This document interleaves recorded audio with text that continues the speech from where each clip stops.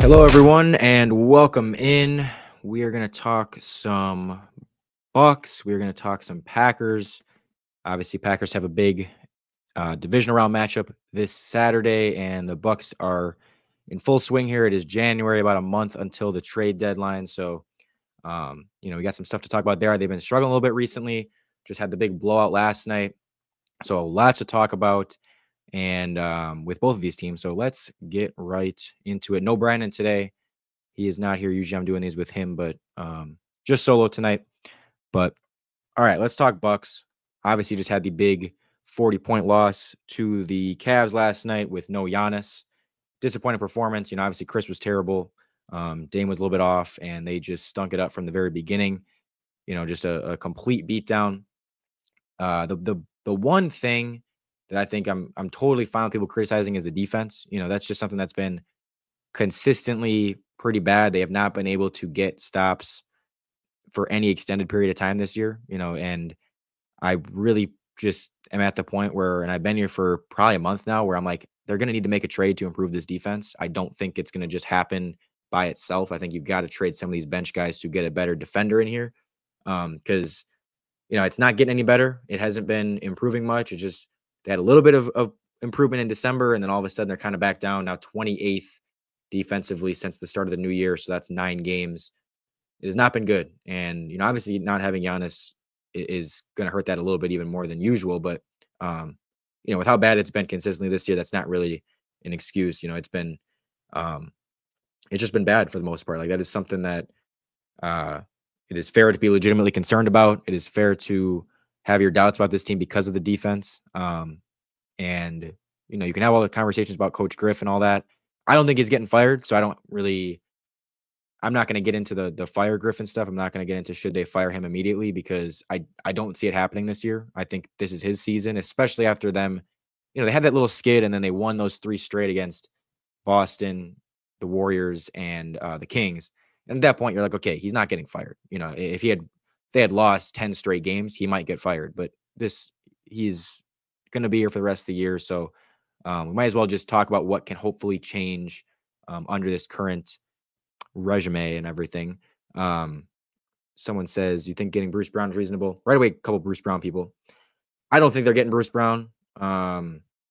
It would be, if you're going to get Bruce Brown, it would be Bobby, Pat, Marzion, and picks, and I just don't see why you could maybe try to do that in a 3-team trade, but I don't see it being very realistic. My trade targets are more along the lines of, not in any order, but Matisse Thybulle, which would be like Pat plus picks or Pat plus Marzion to get Matisse Thybulle. Quentin Grimes, which you could get for Marzion plus 2 seconds. Maybe a Royce O'Neal, which you could possibly get for Pat plus. If you could maybe make it work, Dorian Finney-Smith for Bobby plus. There's plenty of ways they can go. I just don't see it being, and Dorian Finney-Smith might not even be reasonable. I think he might be on that Caruso level of like, it's not happening. It's kind of a pipe dream. But I think it's going to be one of those role player, bench type of defenders, which is fine. That's, if it's someone that can maybe you can plug into that 5th starting spot, great. But at the very least, man, they need bench defense help, because the bench has been the thing that's been killing them on defense this season. The starters have been okay, and the main guys have been okay when they're on the floor together defensively. It hasn't been, and I'm not saying that they're always great. They're always okay. But when you look at the overall numbers, they have been okay. The Bucks with Dame, Giannis, and Chris all on the floor together have a 112.2 defensive rating, which is totally fine. That is much better than their what is their season net rating or season defensive rating. 112.2 would put them at 7th in the league. They're currently at a 116.8. So when the main guys are on the floor together, the main lineup, they've been fine defensively, which makes me like this is one of the few things that is like keeping me afloat with this team. It's keeping me somewhat confident with this team, is how good they've looked when Giannis, Dame, Chris all play together. Even just Giannis and Dame. I mean, they're 27-9 when Giannis and Dame play together. Like that. I mean, sometimes you don't have to overthink this stuff. It's like when Giannis and Dame are on the court, they look pretty good. They win games and, whatever. But it's been basically the 5th through 9th guys defensively that just have kind of failed them. Beasley's not consistently a good defender at all. Obviously, Bobby's not a good defender. Pat hasn't been a good defender. Marzion hasn't been a consistently good defender. Andre Jackson has moments, but isn't consistently good on defense. Like Campaign obviously isn't good on defense. There are just so many bench guys that it just drops off immediately. Those top four are pretty good together on defense. And, say whatever you want about Brook, but even with him in the lineup, that top four has been good together defensively. They got a plus 14.5 net rating when Brook, Dame, Chris, and Giannis are all on the floor together. So I'm not totally worried about the core, which, again, I mean, when you get to playoff time, the core plays more. The bench guys play a little less. You shorten the rotation. So that's a good sign for the long term that you are confident in this core, that you are confident in these main guys playing together, but you're going to have to get another defender. And having Jay back helps. Hopefully he can be a little bit of that guy, someone that you could maybe plug into your closing lineups and stuff like that. But you're probably gonna need to get another guy. I don't think you're gonna win a title when your bench consists of just bad defenders, and even your fifth guy is just a bad defender. So I've said it for a while. These games don't make me, that 40-point blowout loss doesn't make me change much of my feelings on this team. There's nothing I took away from that game long term wise that I hadn't already thought of before. I still think long term the issue is the defense, the transition defense, especially. Like, they got killed in the fast break yesterday. I think they allowed 33 fast break points. And I just continue to think they need to make a trade. Chris obviously sucked. I'm not worried about Chris. I've been pretty public about my opinion on that. He's been very good for basically 17 of the last 20 games. So I'm not going to be worried about Chris because he had a terrible game. Dame, I trust to be very good down the stretch of this season and going into the playoffs. Like, he's Damian Lillard. I'm not worried about him. The thing that I am worried about if they don't address it is obviously the defense, is the transition stuff. And, it seems like Griff just wants to run this scheme and be more aggressive and play that way. If that's the case, I just think they're going to need to make a trade. And I do trust that Horst will make a trade. I see some people talking about Horst in here. I do think that Horst will make a trade. I'm pretty confident in that. This is what he does. I mean, even last year they had one of the best records in the league last year, and they still made a trade at the deadline. They traded 5 seconds to go get Jay Crowder. Like, Horst looks at the holes on this team and usually does a lot to address them. Now, they don't have a ton of ammo to do it, but I think he'll at least make a trade for someone like a Matisse Thybulle, maybe a Quentin Grimes would be a great pickup to me. But I do think something like that will happen to at least patch that hole. Because, yeah, I mean, again, it's pretty glaring. The one silver lining to getting blown out the way they have in a couple of these games is, Horst is watching this stuff. This isn't gonna, I think that it'll entice them to make some trades, make some moves at the deadline instead of just staying put. So that is the one silver lining to looking that bad at times in a game like that yesterday. But for the season, they are now second on offense, 22nd on defense, and 9th in the net. And since the start of the new year, they've been struggling 12th on offense, 28th on defense, and 21st in the net. So it's a little bit of a rough stretch here. I like that they won those 3 in a row to kind of get off that terrible stretch a little bit, get them a little bit of confidence going. I'm not going to freak out about that Cleveland game on Wednesday or last night because, when you don't have Giannis and your number 3, Chris, just can't do anything right, and Dame's a little bit off, you're not going to win any games that way. Like, that was just a kind of perfect storm of everything just not going well. And I just trust that they're going to be way better offensively than they were last night, 98% of the time. You've now got Detroit, and then Cleveland. So, good chance these next 2 games to get a little bit back on track, get guys some confidence again. Maybe you rest these guys a little bit, one of the big 3 in one of these games. Give them a little bit of time off. You should still be able to beat Detroit. I do, I obviously expect them to beat the worst team in the league. But, I mean, again, as far as the long term goes, it's going to be about this defense. It's going to be about getting this defense to a not bad level. They've just been playing bad for a long time. They've been playing bad for most of this season. You've got to try to make a move and do something to change it a little bit. It doesn't have to get to a great level, with how good their offense is. It just has to be at near average, and you can possibly win a championship that way. But they're kind of bleeding in a lot of areas right now. They have the seventh most fast break points allowed per game, the 10th most second chance points allowed per game, the sixth most points in the paint allowed per game. Um, and it seems like the shot profile that they're allowing, is pretty much the same as it was last year. A ton of mid-range shots, forcing kind of everything into the paint towards Brook, and then kind of living with the results. And you know, ideally, like on paper, that's good. Because you want to force teams into mid-range shots. That's the least efficient shot in basketball. But there are just a lot of times Brook is out a little bit too far, and it leads to paint points, and it leads to guys getting open at the rim. And they have been pretty good against the three. They have the second lowest 3-point percentage allowed. So not like they've been getting killed from behind the arc consistently, like they had in some of those years under Bud. But just teams are killing them in that mid-range area, in the paint too, and then obviously on the fast break. I mean, they just have not been getting back in a lot of these games. Yesterday was glaring where there's just so many possessions, and you can tell the other team is just like told immediately, like as soon as they play the Bucks, they see the Bucks on the schedule. It's like, all right, let's run, because teams come out and that is their game plan against us is get out, get on the fast break, and let's get some easy points against these guys, and it has been working. But again, I'm not worried about how Chris looked last night. He was awful, no questions about it. 1 for 10 turnovers, just couldn't do anything right last night. But the 14 games prior to last night, he was averaging 18 points and 6 assists on 52, 40, 87 shooting. So not worried about Chris. If games like that start to happen consistently, yes, I will start to be concerned about Chris. But he has been very good for about 90% of this season. So not worried about it.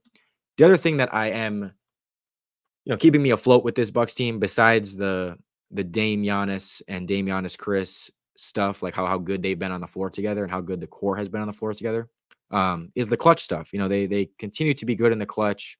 16 clutch wins this season. That's the most in the league. They're 16-6 in clutch games. They have the 6th best offense and the 3rd best defense in clutch time scenarios, and the 3rd best net rating overall. So they've been really good when it matters. That doesn't mean they've always played perfect. That Kings game, yes, they ended up winning on that Dame game winner, but they did kind of blow that game. But overall, it seems like when they need to lock in defensively, they usually do a little bit, which again gives me some confidence that come playoff time, they can be better than they have been in some of these regular season games. Because, I mean, like it or not, and whether you want to believe it or not, teams just give, a team like this is just going to give more effort in the playoffs than they would in a regular season game. Like there are going to be games in the regular season that these guys come out a little bit flat because it's like they just don't care as much. They're just a little bit like lackadaisical, whatever. Now, again, that's not to say that the whole problem with the defense is just effort, but that is some of it, and I think them being that good in the clutch on defense, 3rd best defense in the clutch, and them being that good on defense against the Celtics when they played the Celtics in that big game last week does kind of show that, okay, when it's more playoff stakes, when there is really and the game really becomes meaningful, they've been pretty solid defensively. I still don't think they could do that consistently in a playoff series right now, but I think that it might not be as bad as we've seen in some of these regular season games come playoff time. But again, those are the kind of the two things that are really making me still be confident in this team, is how good that this core has been and this big three has been together, and how good they've been in the clutch. Because those are, I mean, the clutch stuff especially was something that they struggled with last year with Bud and with Drew, was they were not able to kind of close out close games. We saw it down the stretch in the playoffs. They completely collapsed in those final 2 games. And, the offense seemed like they could never generate offense late in games. They didn't have a super go-to guy for a lot of those games. And it's like, now you kind of have that. Now you've got a little bit more stability on offense. And I mean, the shooting's been really good. The offense overall has just been really good. I'm not worried about the offense. 2nd best net rating, or 2nd best offensive rating in the league.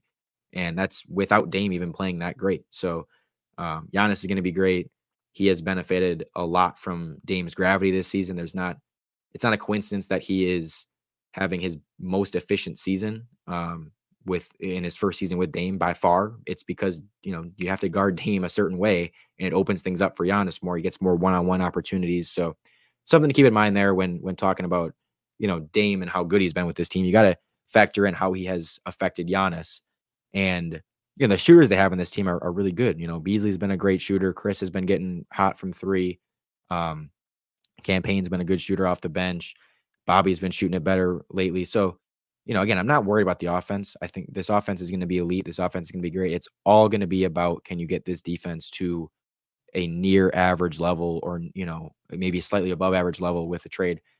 Um, that's what it's going to be about, and I think that will kind of determine their ceiling this year. Now, do I think they have no chance of winning a title as they currently are? No, but I just wouldn't love their chances.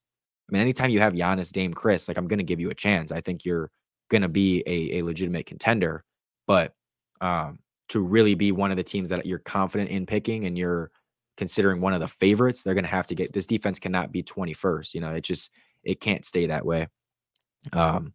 So, I still feel okay about this team. I'm not going to panic because of a little lull here in January. I'm not going to say that this team is screwed. I mean, I am concerned about the defense, but there are things that I think we can look at as positives. And you hope that they got 2 games against the Pistons now coming up, that you can maybe get back on track.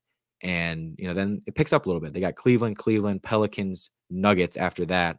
So you got some tougher games. And then at the start of February, you've got Dallas, you've got Phoenix, you've got the Timberwolves, you got the Nuggets again, Miami, Minnesota again, Philly. So the schedule definitely picks up here in like the next month. And so it'll be interesting to see, how they play in some of those bigger games, and, see if the defense looks better in those bigger games where it's a more playoff type of feel. Because again, in those situations, they've been a little bit better defensively and in those clutch situations, but it's just going to be about trying to get it to a somewhat consistent level with that. And I just don't think, I've said this all season, I just don't think you get to a consistent level on defense without a trade. I just don't see this bench and, these 5 through 9 guys keeping you afloat defensively. Like, they just can't do it. They just do not have any defenders consistently in those spots. And if you can get just one of them, plus getting Jay Crowder back, it will definitely help. And so maybe you can get back to a decent level defensively with all that.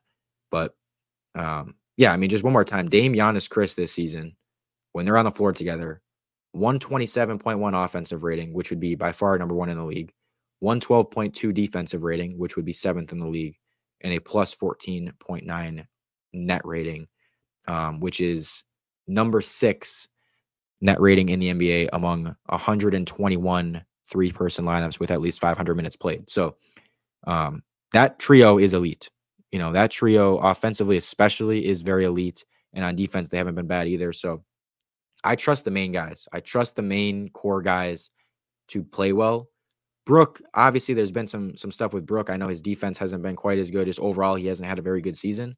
I think if you make a trade and get some better defensive personnel in here, and getting Jay back and having a little bit of resistance on the perimeter, it will help Brook. I think you can then keep him down low a little bit more, play him where he's going to thrive rather than bringing him out a little bit more and putting him in positions where he's not quite as comfortable. I don't think it's a total problem with just Brook individually. I think the scheme is hurting Brook, and I think that the combination of the scheme and the lack of personnel on the perimeter are both kind of hurting him a little bit. If they make a trade, get a defender in here, I would be interested then to see if Brook all of a sudden looks a lot better and a lot more consistent defensively once you have another good perimeter defender. Because, right now it just seems like guys are getting blown by, and all of a sudden Brook's kind of forced to do more than he really wants to do and do more than he is ideally going to be asked to do. So that's kind of my take on the Bucks right now. If I'm putting my panic level or my concern level on a 0 to 10 scale, it's probably at a 4. Like, I'm not going to say I'm not at all concerned, but it's not at a point to me where I'm freaking out. It's enough that I think that they need to make a trade. I might even put it at a 5 where they need to make a trade, but I trust this offense enough. I trust this core enough that I still think I give them a pretty good chance come playoff time with this core. I give them a pretty good chance to win a championship, assuming that they can tighten things up a little bit defensively, make a trade to get some defense in here, which I trust Horst to do. Horst has been very good at making moves and being aggressive throughout his tenure here. So that is That's kind of my take on it. Someone said we have no athleticism in the starting five besides Giannis. Celtics starting five, all athletic players. Dame, Beasley, and Milton can't block shots or guard on the perimeter. Yeah, I mean, we're not the most athletic team, I of course, but I don't think that athleticism is always completely necessary. I think it helps, but I still think you can win without a ton of athleticism. Um, so you're gonna need you. I don't need athleticism as much as just need someone that can move their feet, stay in front of a guy in the perimeter, and just show some resistance on the perimeter. It doesn't have to be a crazy athletic defender, but just someone that can show some resistance. I think even campaign for Chris Dunn would be a very good trade to make. Chris Dunn has been great as a point of attack defender. And that does not sound like a flashy trade at all. Like people are gonna look at that and say Chris Dunn. Like Chris Dunn isn't changing your outlook for the season, but he is a good perimeter defender. I think he's someone that can provide some resistance there. And again, just help your bench defense out a little bit because it feels like as soon as they go to that bench and go to some of those bench lineups and you're playing, Pat and Beasley or Beasley and Campaign or whatever, whatever that perimeter defense is at the time, it just is not. It's just a total disaster. So, someone said, "How do you think a series with the Celtics goes?" I mean, as of right now, I would pick the Celtics in 6 against us. Like, I think the Celtics are the better team right now. I don't think there's any denying that. Do I think the Bucks can get to a point where they can beat the Celtics? And do I think they could beat the Celtics? Yes. Again, when you have Giannis, when you have Dame, when you have Chris, um, you have a chance. You're going to have a chance against any team in this league. And because at any time, if those guys play well, it's over. They are arguably the best big three in the league. So I always give them a chance. But as of right now, of course, the Celtics are the better team. The Celtics are playing better right now. So someone said Chris Dunn is another lateral move. Boston would laugh at that.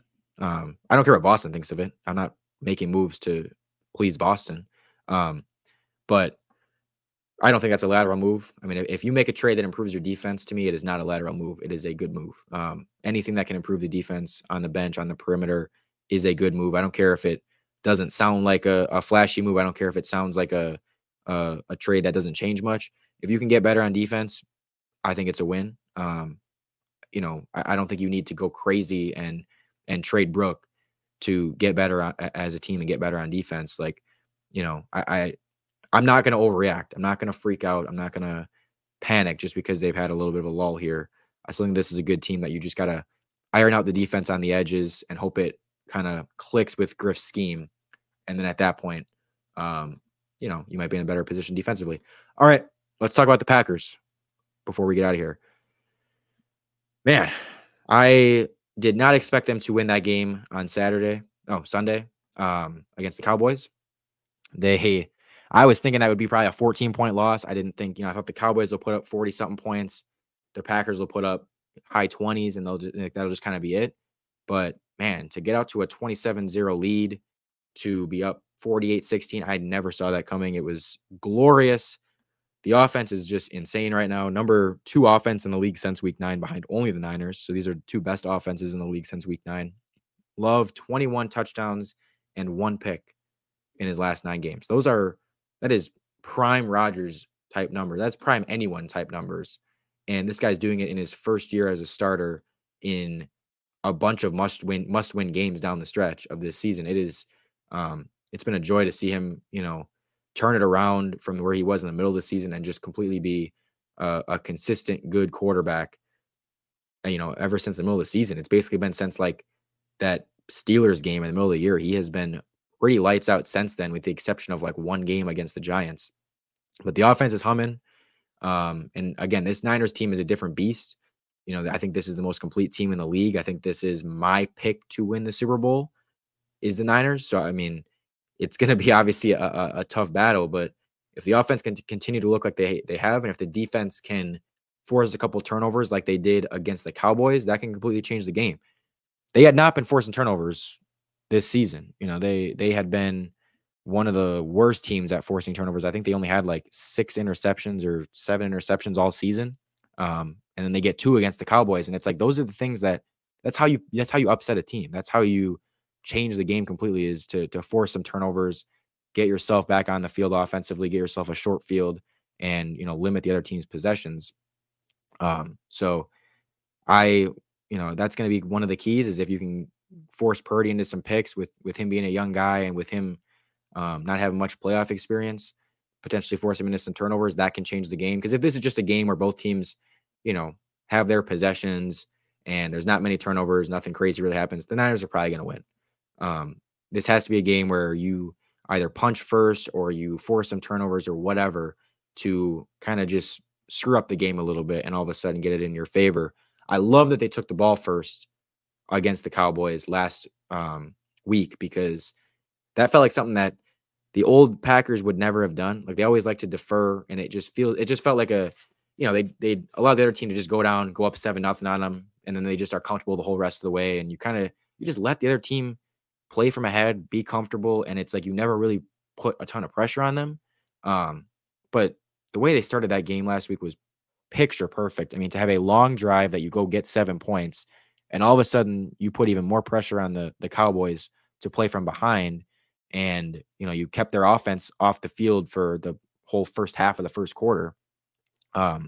You could not have scripted it any better. So if they win the toss again, I really hope they take the ball again and are able to put up another drive, because again, you go up 7-0 on this team, or even 3-0, like, just to make them play from behind a little bit, something that the Niners are not used to this season, it can change the game a little bit. Instead of them getting the ball first, going down and scoring, and all of a sudden you're playing from behind and they're comfortable and they're just able to run it all the time with McCaffrey. It just puts them in a totally different position and makes them uncomfortable. I don't expect Aaron Jones to be as good as he has been the last 4 games.